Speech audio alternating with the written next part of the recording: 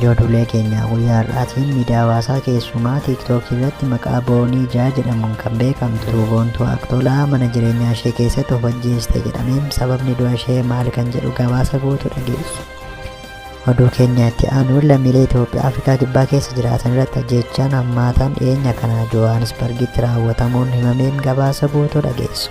Oduu keenya xumuraatiin humnoonni Tigraay kan Dabratsiyoon Gabramikaa'eliin durfamu bulchiinsa yeroo diiguuf murteessee dhibbana marii deeggartoota kooti jedhee magaalota garaagaraa keessatti teessisuu itti fufeen gabaasa guutuu dhageessu. Laaman isaa nagaa daawwatsa biiftuu miidiyaa oduu guyyaarra qabanii dhufneen faana turan affeerraa keenya. Miidiyaa hawaasaa irratti kan beekamtu Boontuu Aktolaa mana ishee keessatti uffannistee akka argamte poolisii fi namoonni isheetti dhiyaatan dubbataniiru. Taateen hawaasa bal'aa rifaasise kun kan raawwate bila 29/2026 Finfinnee naannoo Saansuusii jedhamutti akka ta'e namoonni isheetti dhiyaatan himaniiru.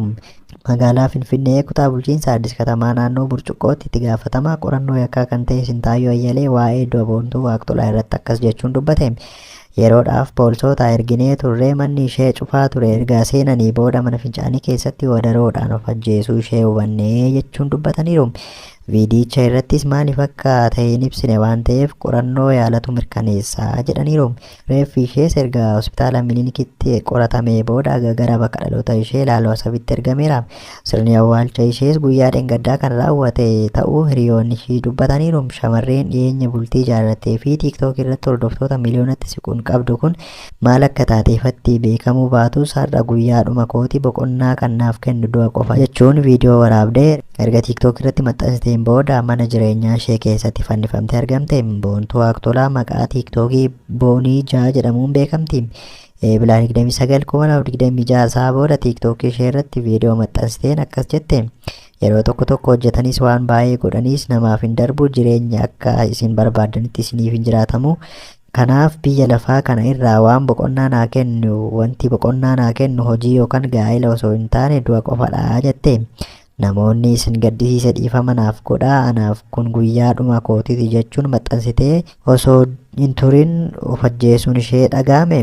Viidiyicha irratti funyoo halluun isaa diimaa ta'e harkatti qabattee mul'atti. Viidiyichas kan waraabde mana keessattidha. Garuu maaliif murtoo hadhaawaa kana akka fudhatte guutummaatti hin ibsine. Dargaggoo Yoonaas Olqabaa miidiyaa hawaasaa irratti maqaa Yoonii Intelligensi jedhamuun beekama. Boontuu waliin akka maatiitti jiraachuu egaa jalqabee waggaa 2 caaleera jedhe. Boonii waliin akka maatiitti jiraachaa turre.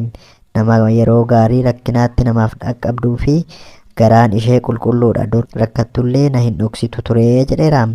Waan hundumaa nama risisti ture. Erga heerumtee garuu adeemsa keessa jireenya icciitii dhuunfaa gochaa dhufte jedheera. Amma waan ishee mudatee natti hin himne kan jedhu dargaggoon kun akkuma maxxansa viidiyoo ishee miidiyaa hawaasaa irratti argeen fiigee yoon gara mana ishee ol deemu mana keessatti cufattee of ajjeesteetti jedheera. Ana dura mucaan wasiila ishee tokko achi ga'ee ture, garuu yeroo mana cabsinee seennu fannistee jirti jechuun BBC'tti hime. Yoonaas maxxansa ishee arginee fi fiignee yeroo achi geenyu balballi mana ishee cufaadha, ofitti cuftee jirti. Manicha cabsinee yoo seennu akkuma jedhame of ajjeestee jirti. Viidiyicha maxxansitee daqiiqaa 40 booda achi geenye jedheera. Yoonaas Boontuu waliin akka obbolaatti akka walitti dhiyaatan himuun isa dura nagaa qabdi, gaa'ela isheettis gammadduudha. Yeroo ana gorsitus gaa'ela godhadhu namatti tola jettee na gorsitii jedheera. Abbaan warraa ishee Yoosef Caalaa jedhamu yeroo isheen viidiyicha miidiyaa hawaasaa irratti maxxansite mana akka hin turre dubbata. Yoonaas bilbila ishee waan hin kaasneef Yoosef abbaa warraa Boontuutti bilbilee eessa jirta jedhee yeroon gaafadhu faawundeeshinii Mallas keessattan suura kaasaa jira naan jedhee jechuun BBC'tti hime. Erga nuyi poolisii waamnee abbaan warraa ishee Yoosef bakka manaa ga'ee jedheera. Funyootiin uffannistee argine balbala cabsineetti kan seenne jechuun barreeffama waayillee barbaannee dhabne maaliif akka murtoo kana fudhatte isheenis hin ibsine ragaa argannes hin jiru jedheera. Yoonaas reeffa ishee hospitaala Minilikitti geessanii qorachiisanii gara bakka dhaloota ishee Laaloo Asabitti geggeessuus hime. Erga heerumtee ji'a 2 hin caalu maatii bira deemanii deebi'an kan jedhe Yoonaas umuriin ishee waggaa 24dha. Ji'a tokko booda guyyaa dhaloota ishee kabajachuuf qophaa'aa turte jedheera. Tiiktookii irratti maxxansa kallattiin carraa lootarii halkan guutuu hojjetti kan jedhu Yoonaas dhiyeenya konkolaataas bituu hime. Mana suuraa bananii konkolaataas bittee ture jechuun Yoonaas dubbateera. Oduu keenya itti aanuun miseensonni hawaasa lammiilee Itoophiyaa Afrikaa Kibbaa keessa jiraatan ajjechaa dhiyeenya kana Johannesburgitti raawwatame hordofuun eegumsa gahaa dhabuu fi deebii dippiloomaasii laafaa mootummaa Itoophiyaa qeequun himataniiru. Embaasiin Itoophiyaa Piriitooriyaa jiru ammoo mootummaa biyyattii waliin dubbachaa akka jiru ibse. Qeequ kun kan dhiyaate dhiyeenya kana Johannesburgitti dhukaasaa banameen Itoophiyaanonni 4 erga ajjeefamanii booda akka qondaalonni Itoophiyaa jedhanitti bu'aa qorannoo poolisii Afrikaa Kibbaa eegaa jirra jedhaniiru.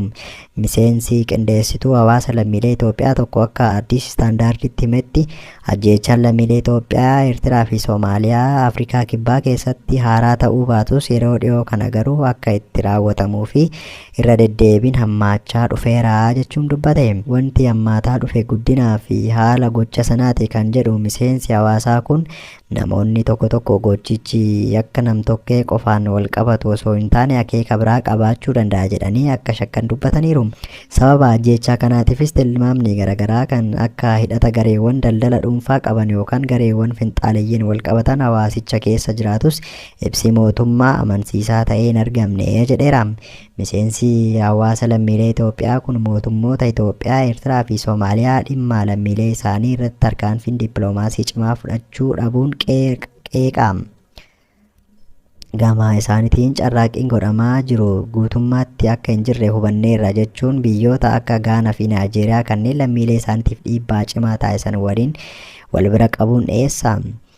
Gama biraatiin embaasiin Itoophiyaa Piriitooriyaa jiru eebila 29 eebila 21 akka lakkoofsa Itoophiyaatti ibsa baaseen ajjeechaa raawwatame kanaan gaddi guddaan akka itti dhagahame ibsee maatii miidhamtootaaf jajjabina hawwuun lammiileen of eeggannoo akka taasisan gaafateera. Ambaasaaddarichi akka jedhutti mootummaan Afrikaa Kibbaa poolisiidhaaf qajeelfama akka kenne himee jira. Akkasumas ajjeechaa kanaan wal qabatee qorannoon ariifachiisan akka godhamu, yakkamtoonni murtii akka argatanii fi naannolee balaaf saaxilamanitti eegumsa akka cimu gaaffii dhiyeessuu isaa beekseera. Dhimma kanarratti itti gaafatamaan imbaasichaa Dassee Allabbaachoo akka Addis Istaandaarditti himetti lakkoofsi namoota ajjeefamanii 4 ga'uu mirkaneessanii haga qorannoon xumuramutti sababa isaa irratti tilmaama kennuun akka hin danda'amne akeekkachiisaniiru. Afrikaa Kibbaa keessatti lammiilee alaa irratti keessattuu Itoophiyaanonni daldala xiqqaatti bobba'an irratti yakki saamichaa, ajjeechaa fi xiyyeeffannoo irratti godhame irra deddeebiin kan raawwatamu yoo ta'u hawaasni Itoophiyaa Finfinnee dhiibbaa dippiloomaasii cimaa akka godhu gaafachaa jiru.